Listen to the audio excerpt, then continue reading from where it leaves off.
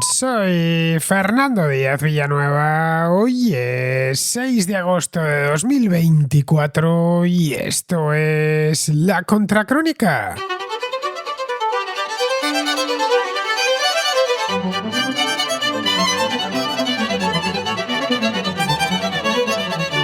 La semana pasada estallaron en distintos puntos del Reino Unido una serie de protestas contra la inmigración que han puesto en jaque a la policía y al gobierno británicos.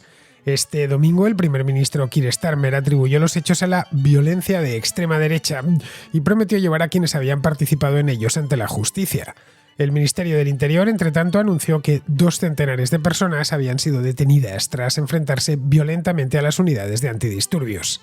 Las manifestaciones dieron comienzo cuando se empezaron a difundir rumores sobre la autoría de un ataque con cuchillo el pasado 29 de julio en una escuela de baile infantil en Southport, una localidad costera cercana a Liverpool.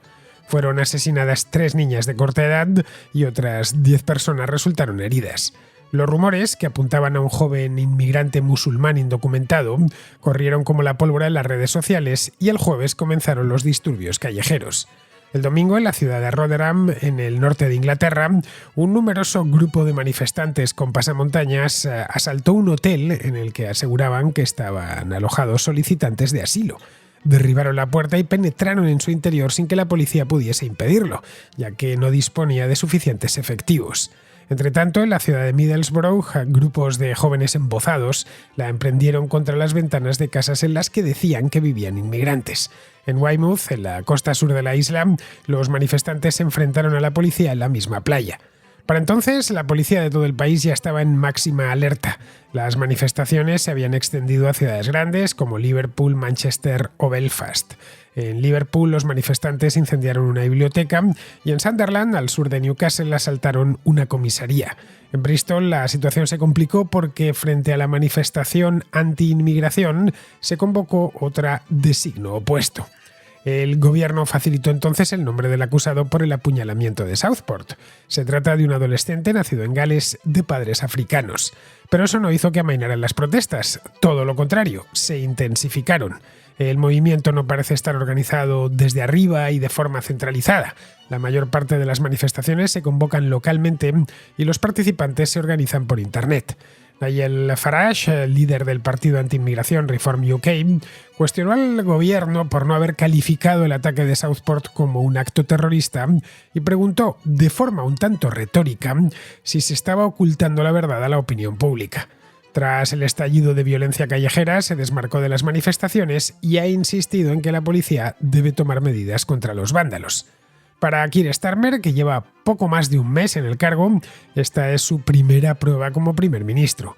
La última vez que el Reino Unido fue testigo de un desorden de esta magnitud fue hace ya muchos años, en el año 2011, cuando la policía acabó con la vida de un hombre de raza negra en el distrito de Tottenham, en el norte de Londres. Aquello desencadenó saqueos y protestas muy violentas. En aquel momento, Starmer era jefe de la Fiscalía de la Corona, es decir, el fiscal de mayor rango del país, y se encargó de supervisar los juicios rápidos para castigar a los implicados. Esta vez, desde el 10 de Downing Street, quiere que sea la justicia la que se encargue de este asunto con la mayor brevedad posible.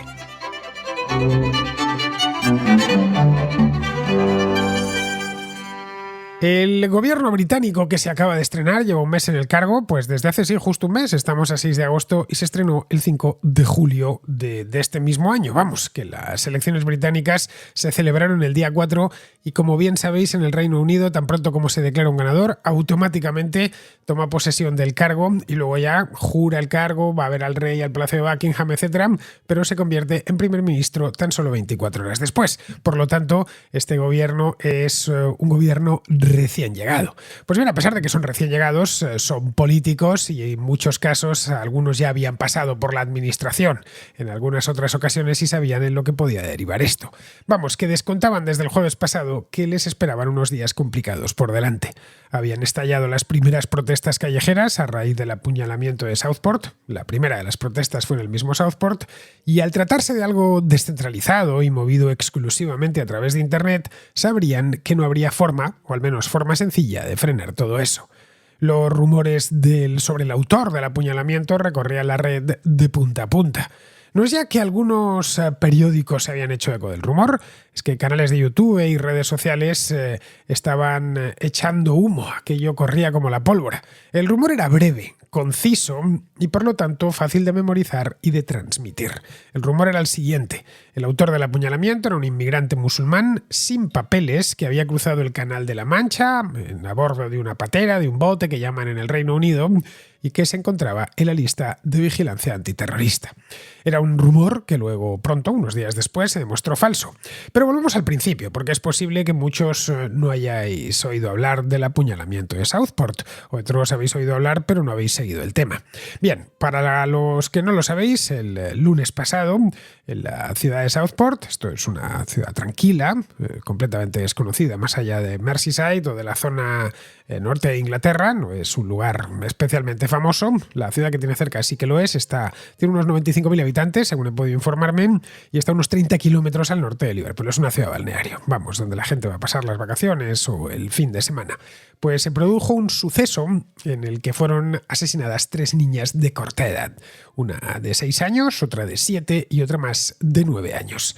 Los hechos tuvieron lugar en una escuela de baile que había organizado una profesora de yoga de la localidad. Era algo parecido, por lo que he podido leer, a un taller de baile para niños de 6 a 11 años, tematizado con música, con canciones, exactamente de esta cantante estadounidense tan de moda, Taylor Swift. En fin, nada especial, una actividad infantil para entretener a los niños durante las vacaciones estivales. Pues bien, a eso de las 12 de la mañana, un individuo llegó en taxi hasta el centro comunitario en donde se estaba celebrando el taller, penetró en el interior con un cuchillo en la mano y empezó a apuñalar sin mediar palabra a diestro y siniestro a los asistentes. Como la mayor parte de ellos eran niños, pues casi todos los heridos y por supuesto las 3 muertas son niñas. Mató a 3 niñas y dejó 10 heridos. Entre los otros niños había un total de 25 niños y había 2 adultos que resultaron heridos que trataron de proteger a los niños. La noticia, y más tratándose de una noticia como esta, pues no tardó en llegar a la prensa. El martes toda la prensa británica llevaba este asunto en portada. Un apuñalamiento de esa magnitud siempre va en las portadas de los periódicos, siempre abre los informativos de televisión y más aún cuando los asesinados son niños. El dolor pues es doble, siempre es doloroso cuando matan a alguien, pero mucho más cuando matan a alguien de 6, de 7 o de 11 años, como es el caso. Durante los 2 primeros días, es decir, el martes y el miércoles, todo el país estaba conmovido, estaba espantado por lo que acababa de suceder. Uno ponía la televisión y se encontraba información continua y, por supuesto, en las portadas de los diarios por la mañana. Yo mismo, que estoy pasando unas semanas en Inglaterra, lo he podido ver con mis propios ojos a lo largo de la última semana, desde el momento mismo del apuñalamiento. Esto fue el lunes, esa misma noche, ya la noticia estaba en boca de todo el mundo por lo horroroso en sí mismo. 2 niñas murieron ahí en el acto y la otra murió algo más tarde ya en el hospital. Vamos, que el tema aterró a todo el mundo y se convirtió en tema de conversación en el acto. Hace una semana, de hecho, tal día como hoy, estamos a martes, pues os puedo asegurar que no se hablaba de otra cosa. Supuse en aquel momento que esto no tardaría en ser politizado tan pronto como se supiese la identidad del presunto asesino. Lo supuse, que a lo mejor me equivocaba, no lo sabía muy bien. Desde luego, si esto hubiera sucedido en España, sabía que conozco mejor el paño, sabía que se hubiera politizado en el acto, pero aquí no lo tenía muy claro. Sospechaba que sí, que iba a suceder, pero no sabía por dónde se iba a romper la cosa. Y efectivamente, así fue. Se politizó, mejor dicho, se estaba politizando ya en el momento en el que yo estaba suponiendo eso. En redes sociales empezó a difundirse el rumor de que el autor del apuñalamiento era un inmigrante sin papeles. El gobierno en aquel momento no había dicho nada sobre la autoría, a pesar de que el acusado ya estaba en sus manos, ya le habían detenido en el mismo lugar de los hechos, no tuvieron que tampoco batir todo el condado de Merseyside para buscarle, y se encontraba en dependencias policiales siendo interrogado. El gobierno también en aquel momento, estamos hablando de hace una semana, se negó a calificar el ataque como atentado terrorista. No lo hizo porque consideró que no tenía motivaciones políticas o religiosas.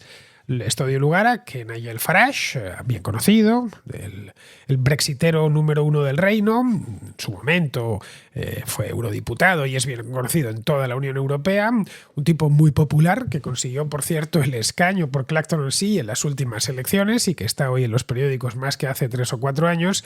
Pues bien, Nigel Farage, que siempre tiene un micrófono delante, si no es el suyo propio, es el de cualquier cadena de televisión, dijo que eso no estaba bien, que se trataba sin duda de terrorismo y que Keir Starmer, el primer ministro, estaba ocultando información a la opinión pública. Esto estoy hablando hace una semana. Farage no difundió públicamente el rumor, pero sus palabras dejaban entrever que el gobierno quería ocultar algo sensible, algo como la nacionalidad del asesino. Es decir, la misma sospecha que yo tuve que iba a politizarse y que se iba a politizar por ahí, Farage la insinuó. Una vez los rumores se extendieron por todo el país y se extendieron a toda velocidad, el miércoles ya era un rumor que todo el mundo conocía porque lo había leído aquí o allá, o se lo habían enviado por WhatsApp o bueno, por supuesto, redes sociales, vídeos de YouTube, etc. El Reino Unido es un país del primer mundo y por lo tanto 100% conectado las 24 horas del día y con un ambiente internetero muy serio, muy grande. Hay muchísimos youtubers, hay grandes influencers que trabajan en Instagram, en todo tipo de redes como X, etc. En este aspecto es un país similar a cualquier otro país europeo, a los propios Estados Unidos. Vamos, que lo que nace la red es imposible pararlo. Así que era cuestión de tiempo que empezasen, después de eso, las protestas callejeras, ya que esos mismos rumores se transformaron en convocatorias de manifestaciones contra la inmigración, y focalizándolo en centros de acogida de inmigrantes, hoteles donde se alojan los que están esperando una resolución de la justicia de asilo político. Este es un recurso legal que los sin papeles, no solo el Reino Unido, también el resto de Europa, suelen emplear cuando son detenidos. Es decir, vienen a decir que ellos se quieren quedar porque si vuelven a su país, su vida corre peligro. No se les puede deportar en caliente. Entonces el gobierno se ve obligado a o alojarlos en hoteles o a tenerlos localizados, que no siempre sucede, pero a tenerlos localizados para que se les pueda comunicar la resolución judicial. En el caso de que les denieguen el asilo, tienen que ser deportados. Eso sí, ya sería una deportación legal. Bien, la policía no estaba preparada para algo similar. En circunstancias normales, cuando se convoca una manifestación, en Newcastle upon Tyne o en cualquier otro lugar del mundo, lo que se hace es que se informa a la autoridad competente, no tanto para que dé autorización. En un país libre, como es el caso del Reino Unido, cualquiera puede manifestarse sobre lo que quiera en cualquier momento. Bueno, a altas horas de la madrugada no, porque la gente tiene que dormir, pero durante el día se puede manifestar en cualquier sitio, a cualquier hora, por lo que crean conveniente. Nada más, siempre y cuando la manifestación no sea, pues qué sé yo, violenta, por ejemplo, pues eso sí está prohibido en todas partes. Es decir, que la manifestación consista en apedrear escaparates o que se vayan a difundir mensajes de odio. Eso también está prohibido, creo que prácticamente, sino en todas las legislaciones del mundo. Es decir, que estos mensajes de protestar contra la inmigración descontrolada, las pateras que cruzan el Canal de la Mancha, etcétera, podrían haberlo hecho de la manera normal, lo habitual, comunicándoselo a la autoridad competente, que aquí no sé si será nacional, regional, o sea, al condado, no tengo ni idea, pero bueno, seguramente hay que comunicárselo al Ministerio del Interior y acceder al Ministerio del Interior de alguna manera. Bien, nada de esto se hizo en aquel momento. Todo se estaba convocando y se estaba organizando de manera descentralizada y distribuida a través de Internet. Y esto que generó muchos problemas, porque cuando se convoca una manifestación y se informa a la autoridad de que se va a hacer esa manifestación, pues las autoridades ya prevén las unidades de policía que van a hacer falta, los furgones, las ambulancias, etcétera, etcétera, los servicios de limpieza. Pero esta vez, ya digo, era todo improvisado y un poco sobre la marcha. Una vez en la calle, grupos de manifestantes violentos la emprendieron a pedradas contra los edificios que habían elegido. Ya fuese un centro de acogida, ya fuese un hotel donde había inmigrantes o inmigrantes en espera de asilo, ya fuese cualquier cosa, porque al final hasta terminó ardiendo una biblioteca. Bien, esto no tardó en escalar porque los manifestantes iban equipados con sus teléfonos móviles, con los que se hacían fotografías, se grababan vídeos o directamente retransmitían en directo la manifestación en las redes sociales. Sumemos a esto que la semana pasada Fue soleada y relativamente cálida en toda Gran Bretaña, todo lo cálida que puede ser una semana de agosto en este país. Vamos, una semana típicamente veraniega aquí, para que las manifestaciones, que devinieron violentas con rapidez, se llenasen de gente. Con la policía completamente sobrepasada y decenas de detenciones, Keir Starmer compareció desde el día de Downing Street para informar que los disturbios eran obra de una pequeña minoría de descerebrados y matones de extrema derecha. Con esas palabras, Keir Starmer estaba probablemente sin quererlo echando gasolina al fuego, porque en paralelo a las manifestaciones anti-inmigración empezaron a convocarse, también por internet, naturalmente, contramanifestaciones a las que acudieron gente de izquierda y activistas contra el racismo. De tal manera que el viernes, en muchas ciudades, lo que hubo viernes, sábado y domingo, durante todo el fin de semana, eran manifestaciones y contramanifestaciones por las principales ciudades del país. El sábado y el domingo, al ser fin de semana, esas manifestaciones se tornaron más numerosas y más violentas todavía. Pero claro, no todos los manifestantes eran descerebrados de extrema derecha, como había dicho Starmer, que no es el líder de la oposición, que ya es el primer ministro. También había gente pacífica que simplemente había salido a manifestarse contra la inmigración, ya que creen que hay una conexión directa entre delincuencia e inmigración. A esta gente, como es lógico, las palabras de Starmer le molestó mucho, es normal, y además a poco que uno viese la televisión y entrevistas o en las mismas redes sociales se podía ver, y le acusaron de comportarse como un activista de extrema izquierda. Vamos, que todos los ingredientes del estallido estaban en la olla, listos para entrar en ebullición. El gobierno decidió informar oficialmente ya, una vez lo permitió un tribunal de Liverpool, sobre la identidad del presunto asesino. Se trata de un adolescente de 17 años, nacido en Cardiff, es decir, en la capital de Gales, hijo de unos inmigrantes provenientes de Ruanda. La familia llevaba 11 años viviendo en Southport y ni son musulmanes. Siendo ruandeses difícilmente pueden serlo. En Ruanda la práctica totalidad de la población es cristiana, ya sean protestantes o católicos, ni presentaban en principio, y por lo que se sabe, problemas de integración.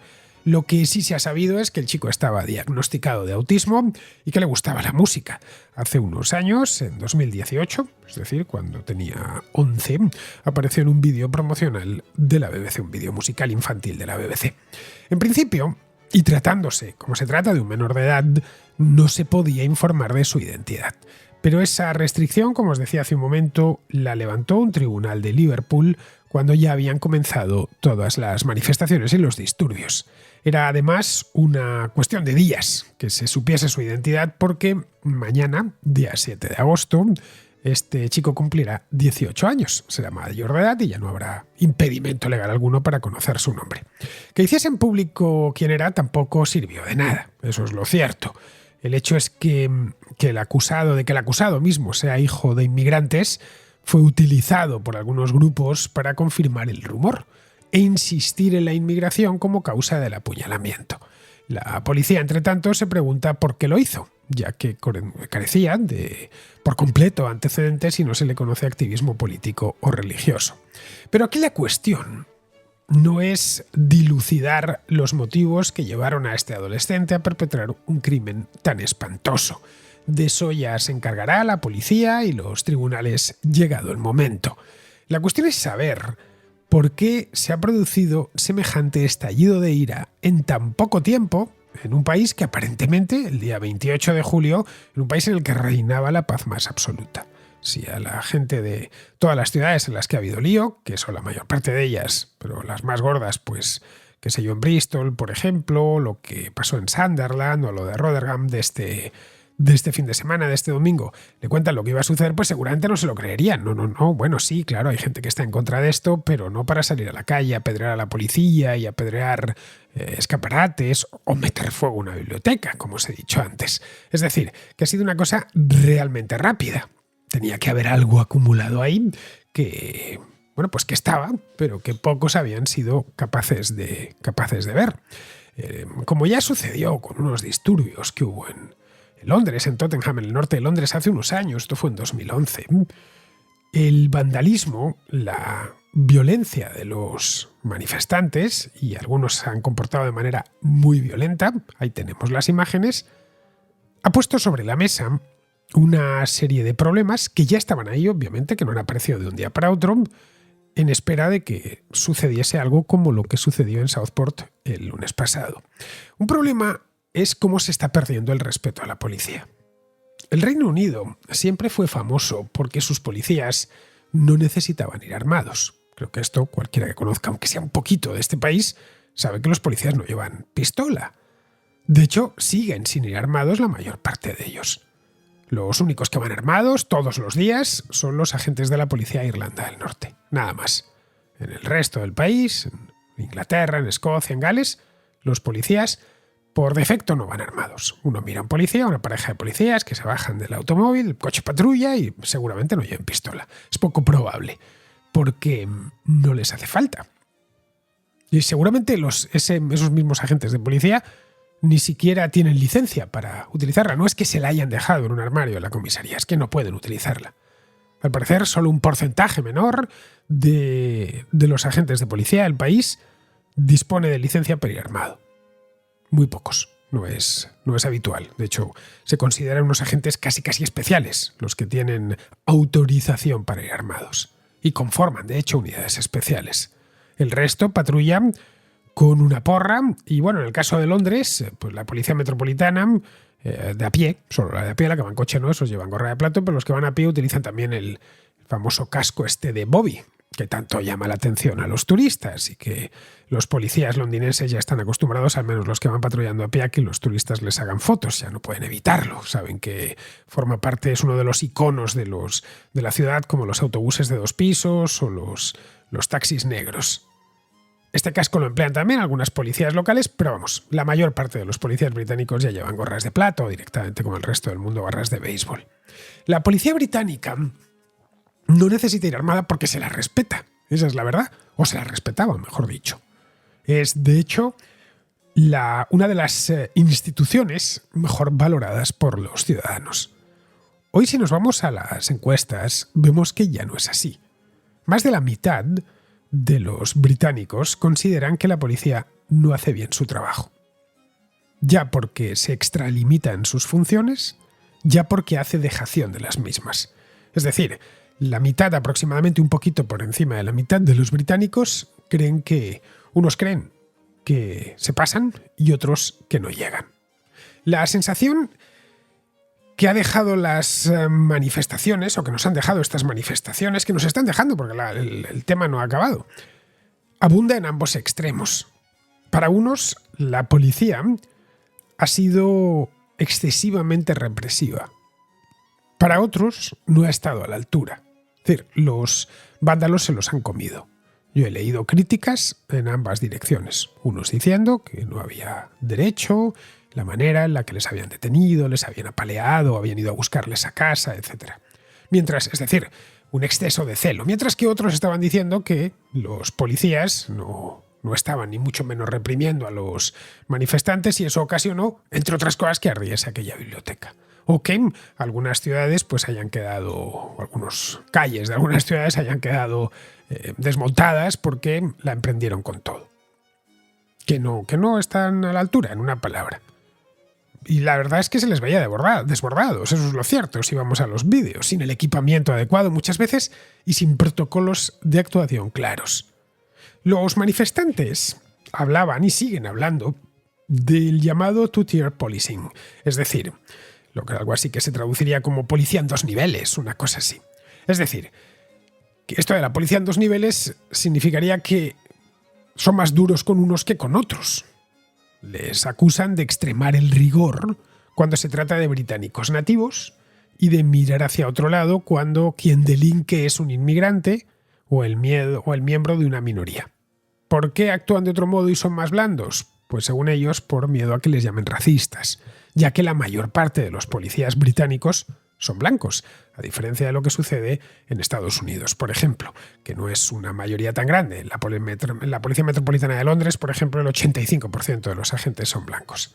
De esto mismo se quejaban, ojo, los manifestantes en Tottenham en el año 2011, cuando acusaban a la policía de pasárselo todo a los blancos, mientras que a los negros o a los indios no les pasaban ni una.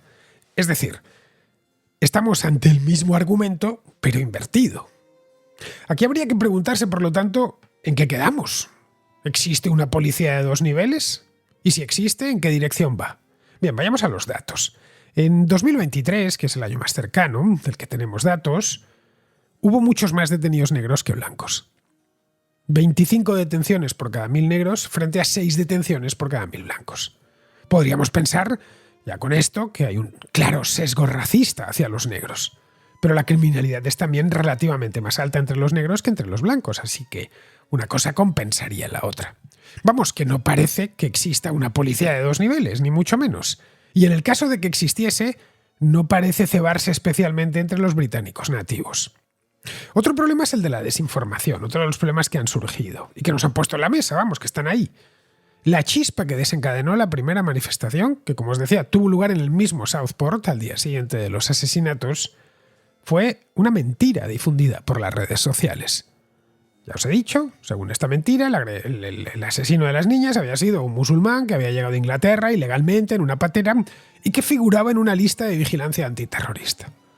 No había una sola verdad en el rumor, ni una sola, pero se difundió a toda velocidad. Es evidente que muchos se dejan engañar por estas falsedades porque confirman sus prejuicios, lo que nos llevaría de cabeza a las célebres cámaras de eco de las redes sociales, de las que tanto hemos hablado aquí en la Contracrónica. Luego, por último, tenemos el problema de fondo. El elefante en la habitación que unos ven inmenso y que otros, entre tanto, ignoran. Ese problema no es otro que el de la inmigración. El problema en el Reino Unido, concretamente, es una mezcla explosiva, necesariamente explosiva, de problema real y de oportunismo político. Por un lado, el país necesita mano de obra. Eso yo creo que nadie lo pone en duda en una economía en la que hay una escasez acuciante de mano de obra. No hay lugar en el Reino Unido en el que no estén buscando personal, ya sea una tienda o una fábrica, o no digamos ya en el campo, en el sector primario, vamos. Sí que esto lo conoce todo el mundo. En tanto que las tasas de natalidad en el Reino Unido son muy bajas desde hace medio siglo, esa mano de obra solo se puede traer del extranjero. Aquí el Brexit no ayudó precisamente. Hasta que entró en vigor hace 4 años y medio era común que inmigrantes jóvenes de otros países de la Unión Europea acudiesen al Reino Unido para realizar todo tipo de trabajos. Hoy ya no es tan sencillo venir. Se necesitan visas que no son fáciles de conseguir. Muchos de esos inmigrantes europeos solo venían a aprender el idioma y pasar unos meses o unos pocos años. Algo que pueden hacer en Irlanda sin ningún trámite fronterizo. Muchos de los que se quejan de la inmigración no lo hacen de los inmigrantes europeos, que no les molesta que lleguen aquí italianos, españoles, franceses o alemanes a trabajar de cualquier cosa, que les parece incluso bien. Y además consideran que es gente que viene muy cualificada y que por lo tanto le interesa al país. Esto lo podemos encontrar en una opinión común entre los conservadores. Su preocupación, según dicen, es de los llegados de otras partes del mundo. Bien, esos siguen llegando. Y la práctica totalidad solicita asilo. El sistema de asilo en el Reino Unido es un completo desastre. Los políticos no han encontrado una manera fácil y directa de lidiar con todo esto de la inmigración ilegal. Al mismo tiempo, no hacen más que prometer que van a detener los barcos, detener los botes. Y todo esto termina siempre en nada, porque es que es imposible vigilar los 12.500 kilómetros de costas que tiene el Reino Unido. El lema este de detener los botes, el Stop the Boats, es uno de los que los manifestantes emplean en estos días. Y es el mismo lema que Rishi Sunak, sin irnos muy lejos, exhibía en el atril de primer ministro cada vez que daba una rueda de prensa el año pasado. Es decir, que están prometiendo algo que no pueden cumplir. Y va siendo hora de que lo reconozcan. No existe una solución fácil para este tema, ya que al otro lado del Canal de la Mancha, las costas de Normandía no se muestran precisamente dispuestos a colaborar después del Brexit. Lo que sí pueden hacer, lo que sí pueden mejorar es la seguridad ciudadana, dedicando mayores partidas de gasto al sistema de justicia, acelerando los trámites para resolver las solicitudes de asilo, agilizando los procesos penales y dotando a la policía de medios. Eso sí está en manos del gobierno.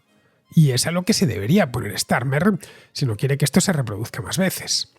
A fin de cuentas, lo que denuncian los británicos no es tanto la inmigración, con eso cualquier británico está acostumbrado a vivir, y además el Reino Unido ha integrado con éxito a comunidades enteras llegadas desde los rincones más remotos del planeta, lo que les preocupa no es tanto eso como la inseguridad.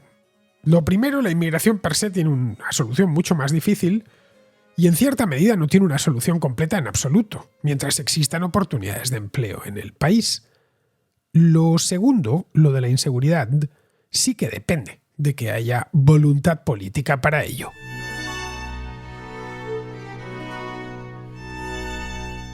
Vamos con la contrarréplica. Empezamos con John, un contraescucha que vive en Japón y que nos habla de cómo se ha derrumbado la bolsa de Tokio este lunes y analiza alguna de sus causas. Te sigo desde hace muchos años y me encanta el contenido que publicas. Hoy, vengo a hablar de lo que ha pasado un poco en Japón. Como ya sabréis todos, el Nikkei ha caído un 13%, la mayor caída de la historia. Recientemente el banco japonés, el Banco Central, decidió subir los tipos de interés del 0,10 al 0,25% y pues el país con la mayor deuda interna del mundo era evidente que iba a generar un impacto, ¿no?, en la economía. Me gustaría compartir con vosotros lo que he ido yo observando aquí desde hace aproximadamente 2 años. Era increíble en todos los escaparates de los bancos, estaciones de tren, y a día de hoy, ¿no? Toda la publicidad en general que te sale cuando entras a una página en internet, en todas las esquinas se podía leer una y otra vez la palabra NISA, N-I-S-A. Es un sistema que creó el gobierno japonés para incentivar la inversión en bolsa y dar salida a los ahorros de los ciudadanos, porque Japón es uno de los países con más ahorro del mundo. Y en los últimos años han ido mejorando y mejorando las condiciones, doblando el plazo de años de los incentivos fiscales, la cantidad subieron de 1.200.000 a 2 millones y pico de yenes, que tampoco es tanta cantidad con el cambio actual, son unos 15.000 euros más o menos. Y han estado incentivando influencers hablando y hablando del NISA por todos los lados, y podías ver a personas de todo tipo en el tren, en el trabajo, mis compañeros, todos invirtiendo en bolsa. Gente que no sabe nada de economía ni ha invertido jamás, simplemente compro Mitsubishi porque compro Mitsubishi, porque otros compran esta acción, ¿no? Y se ha ido contagiando un poco y todo el mundo, ya te digo, gente joven, mayor, creo que no hay ahora mismo en Japón nadie que no estuviese metido en bolsa, ¿no?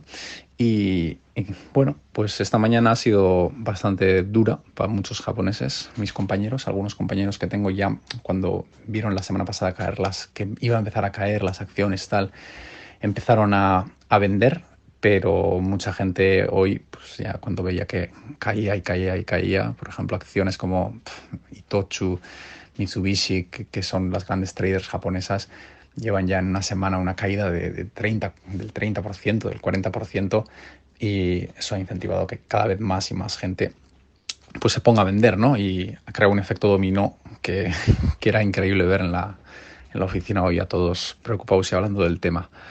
Y esto pasa en un país que necesita fomentar más y más el consumo. El ahorro, los japoneses están perdiendo capacidad de ahorro, que es lo peor que le podría pasar ahora mismo al país. Y no sé a qué nos va a conducir todo esto, pero me recuerda mucho a una frase de Wall Street que dice que cuando hasta el taxista te dice dónde invertir es cuando está todo a punto de caer. Así que, que nos haga reflexionar. Veremos cómo evoluciona la situación. Un abrazo desde Tokio. Lo de la bolsa de Japón ya se ha cobrado víctimas a este lado del mundo, como supongo que ya sabrás, John, y también en Estados Unidos. Víctimas bursátiles, quiero decir.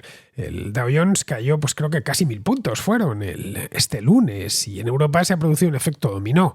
Han caído todas las principales bolsas, la de Londres, la de Frankfurt, la de París, la de Milán, la de Madrid, la de Ámsterdam, todas las gordas.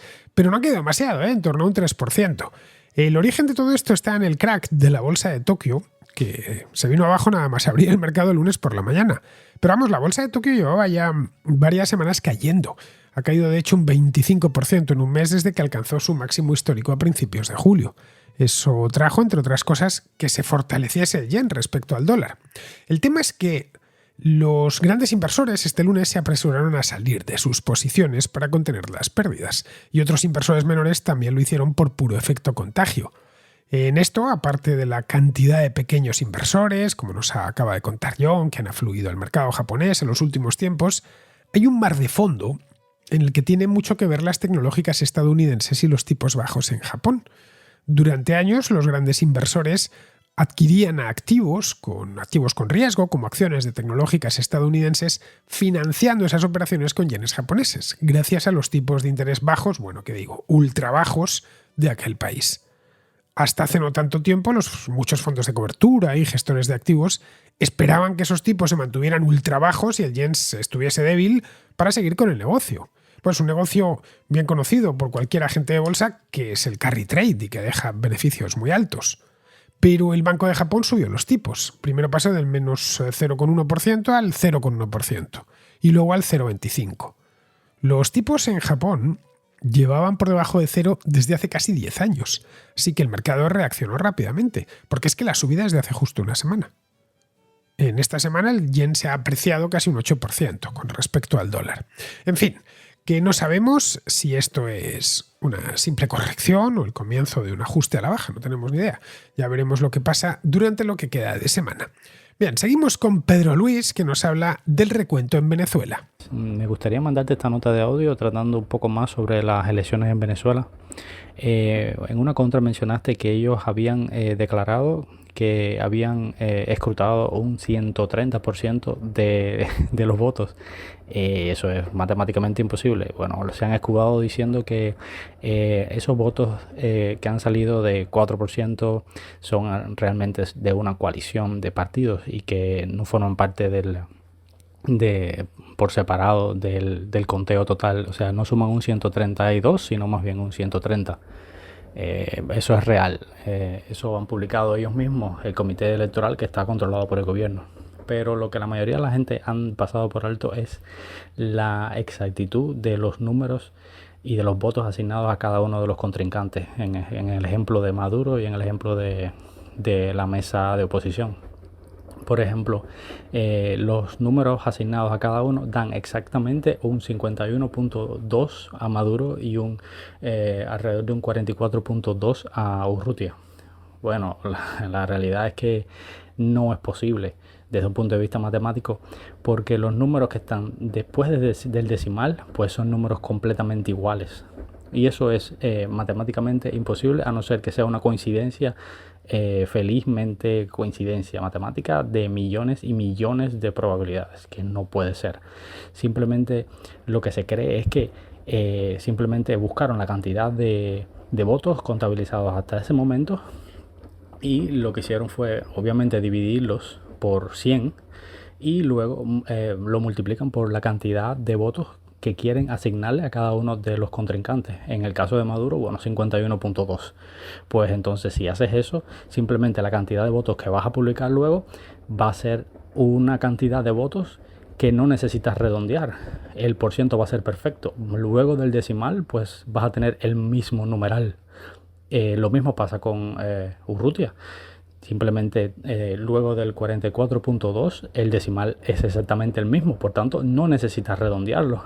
Eso es matemáticamente imposible, a no ser que simplemente hayas cocinado las elecciones, lo hayas hecho de esa manera. Lo divides entre 100, la cantidad total de número de votos, y luego pues lo multiplico por la cantidad por el porciento que yo deseo que mi candidato haya ganado.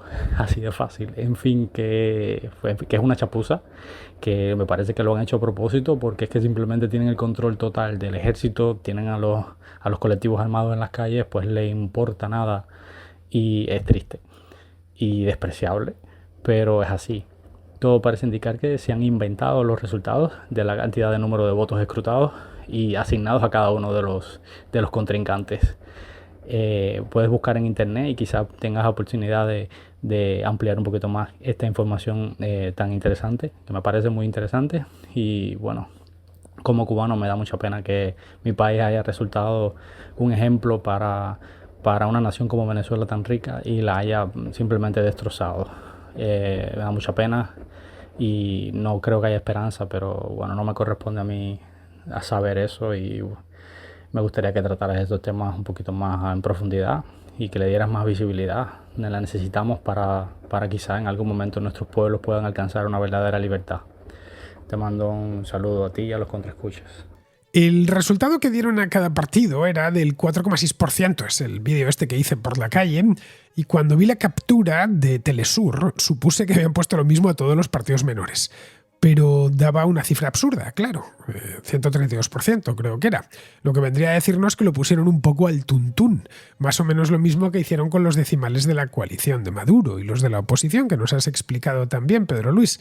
Pero vamos, que no hay que darle más importancia a este tipo de truquillos contables que hicieron en el último momento. Ya expliqué aquí que después de lo que sabíamos por las encuestas y por las propias actas de la oposición, el 73% tenían en su poder, era obvio que se habían inventado esos resultados que dieron el domingo de madrugada. Por lo que hemos visto, y ahora ya hay, pues tenemos semana y pico de acontecimientos que han ido sucediendo, se diría que tenían todo pensado. Que tenían pensado lo que hacer a partir de ese momento, del anuncio de los resultados, y lo tenían pensado casi al milímetro. Primero darían los resultados inventados y exigirían a la oposición y a los observadores internacionales reconocer esos resultados. Como eso no se iba a producir, ya tenían planificadas las detenciones a traición de los principales líderes opositores y las unidades de policía y los colectivos listos para reprimir cualquier asonada o cualquier manifestación y que así no se repitiese lo de 2017. La siguiente fase era pedir al Tribunal Supremo, completamente controlado por ellos, naturalmente, que validase los datos. La última fase es desoír las súplicas llegadas desde el extranjero. Bueno, pues en esas están ahora, con la esperanza de que se cansen y que todo siga igual. Lo peor de todo, Pedro Luis, es que les va a salir bien. Bien, queridos, pues con esto ya vamos a ir terminando la contra de hoy, del 6 de agosto. Vamos primero con Pizarro, que nos habla del pacto fiscal en Cataluña.